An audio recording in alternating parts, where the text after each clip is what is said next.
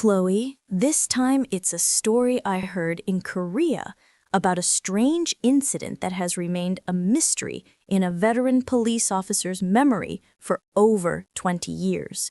The year was 1980, on a winter day so cold it chilled you to the bone in Gangwon province.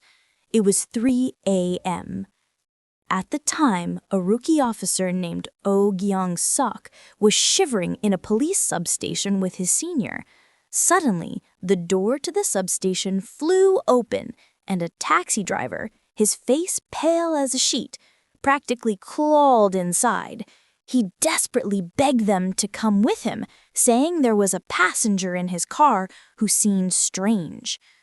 The two officers approached the taxi and saw a young woman in the back seat, slumped over as if she were asleep, but as they looked closer, something was wrong.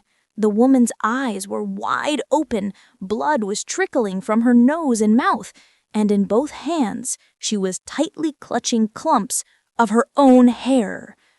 The woman was already dead. But Chloe, this is where it gets really strange. A medical examiner arrived and after examining the body, said something unexpected. The estimated time of death was around 10 p.m. the previous night, and the cause of death was pesticide poisoning. She arrived at the substation at 3 a.m., but the time of death was 10 p.m.? That meant the taxi driver had been driving around with a corpse for 5 hours. Officer O began to interrogate the driver. How could a dead person walk to a taxi on their own? Did you kill her? The driver, almost in tears, began to tell the most unbelievable story he'd ever experienced. According to the driver, it all began around 9 p.m. the previous night.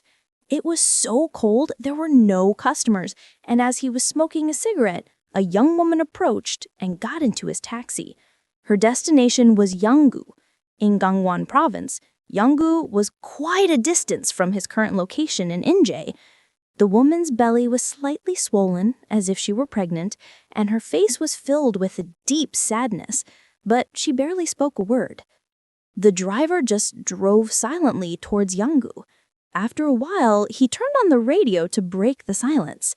An upbeat trot song started playing, and the driver glanced in the rearview mirror to see the woman's reaction. But there was no one in the back seat. The woman had vanished without a trace. Terrified, the driver turned the car around and raced to the Yeonggu police station. But the Yeonggu police refused to take the body, saying the incident didn't happen in their jurisdiction. Since it started in Inje, they said he had to go to the Inje police station.